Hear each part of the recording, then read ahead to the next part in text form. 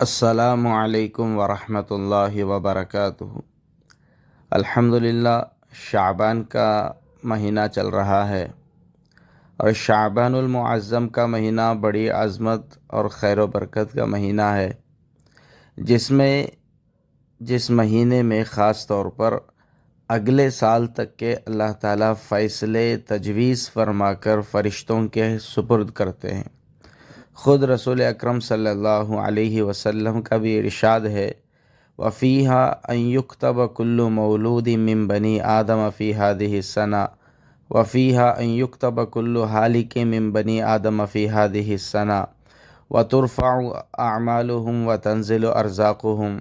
کہ شعبان میں اللہ تعالیٰ اگلے سال تک کی تجاویز جو پیدا ہونے والے ہیں، جن کو حمل ٹھہرنا ہے، جن کو ولادت ہونی ہے، اولاد ہونی ہے، اور جو دنیا سے جانے والے جن کی موت آنی ہے، یہ ساری چیزیں اللہ تعالیٰ فرشتوں کے سپرد کر دیتے ہیں اور بندوں کے اعمال بھی اللہ کے یہاں پہنچتے ہیں۔ وَتَنزِلُ أَرْزَاقُهُمْ اور رزق بھی بندی جو ہے زمین پر اتارے جاتے ہیں۔ تو یہ مہینے کی خاص فضیلت ہے۔ اس لحاظ سے آج میں آپ کو ایک خاص وظیفہ بتاؤں گا۔ پہلے تو میں عام طور پر انفرادی طور پر لوگوں کو بتاتا تھا جو ہمارے یہاں آتے تھے اپنی حاجات لے کے، تو الحمدللہ اللہ نے بھرپور ان کی ضروریات پوری فرمائی ہے، اور بعض لوگوں سے ہم نے یہ بھی سنا کہ الحمدللہ ان کا کام بھی پورا ہو گیا۔ جو بھی حاجت ہے، کاروبار کے لیے ان کی حاجت ہو، یا گھر کے مسائل کے لیے ان کی حاجت ہو، یا رشتے طے ہونے کے لیے حاجت ہو، یا اولاد کے لیے حاجت ہو، یا کوئی بیماریوں کے دور ہونے کی حاجت ہو، یا گھریلو مسائل جھگڑوں کے خاتمے کے لیے ہو، ہر حاجت کے لیے، ہر ضرورت کے لیے یہ عمل کیا جا سکتا ہے۔ اس لیے خاص طور پر یہ عمل کو کرنا شعبان کے مہینے میں جمعے کا دن، کوئی بھی ایک جمعے کا دن لے لے۔ اب تو میں اس شعبان میں یہ وظیفہ اپلوڈ کرتے ہوئے 2 جمعے پورے ہو گئے، ابھی 2 جمعے باقی ہے۔ کسی بھی جمعے کے دن شعبان کے اس مہینے میں، کسی بھی جمعے کے دن، چاہے وہ جمعے کی نماز سے پہلے ہو یا جمعے کی نماز کے بعد ہو، یا جمعے سے پہلے جو جمعرات کے بعد، جمعرات کی جو رات آتی ہے جمعے سے پہلے، اس وقت میں عشاء کے بعد ہو، یہ عمل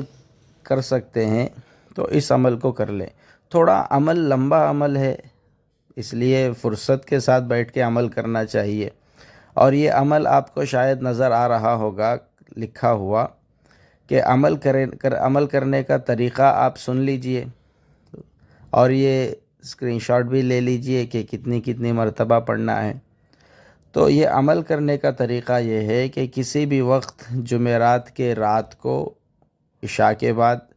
یا جمعے کے دن جمعے کی نماز سے پہلے، یا جمعے کی نماز کے بعد مغرب تک وقت ہوتا ہے، کسی بھی وقت یہ عمل کرنا چاہیے، اور یہ عمل کر کے اللہ سے جس ضرورت کے لیے ہم یہ عمل کر رہے ہیں، یہ وظیفہ کیے ہیں، وہ ضرورت کو شروع عمل کے وقت میں اللہ سے مانگتے ہوئے ذہن میں رکھنا، عمل پورا ہونے کے بعد پھر اللہ سے دعا کرنا ہے۔ طریقہ یہ ہے، باوضو کسی بھی وقت بیٹھیں، درود شریف 7 مرتبہ پڑھیں، اس کے بعد الرحمن 1300 مرتبہ پڑھیں تسبیح، اور اس کے بعد الرحیم کی تسبیح 1300 مرتبہ پڑھنا ہے، اس کے بعد المصور کی تسبیح 1300 مرتبہ پڑھنا ہے۔ اب یہ تسبیح پورا کرنے کے بعد اللہ سے دعا کرے، جس کام کے لیے ہم نے کیا ہے، رشتے کے لیے ہو، یا دکان میں خیر و برکت کے لیے ہو، یا روزی نوکری کے لیے ہو، جس کام کے لیے ہم نے کیا ہے وہ اللہ سے مانگنا چاہیے۔ اب یہ تینوں ذکر جو ہے، الرحمن، الرحیم، المصور کا جو ذکر ہے، یہ تینوں ایک ساتھ کر لیے تو اچھا ہے۔ ایک ہی مجلس میں بیٹھ کر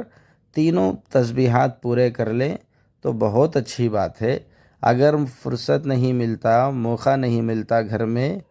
گھر کے کاموں کی وجہ سے، تو الگ الگ کر کے بھی پڑھا جا سکتا ہے۔ مثال کے طور پر الرحمن کی تسبیح 1300 مرتبہ عشاء کے بعد پڑھ لیے جمعرات کے دن، الرحیم کی تسبیح جمعے سے پہلے پڑھ لیے، المصور کی تسبیح جمعے کے بعد پڑھ لیے، اس طرح بھی پڑھا جا سکتا ہے۔ اس لیے خاص طور پر ہم وقت کے لحاظ سے وظائف بتاتے رہتے ہیں، بخل کیے بغیر اپنے تعلقات میں، اپنے پہچانت میں لوگوں کو شیئر کریں اور چینل کو سبسکرائب بھی کر لیں، تاکہ ہم جو بھی وقت کے لحاظ سے عمل وظیفہ بتاتے رہیں گے وہ آپ کو سامنے نظر آئے گا اور وقت پر کرنے کی جو ہے آپ کو سہولت ہوگی۔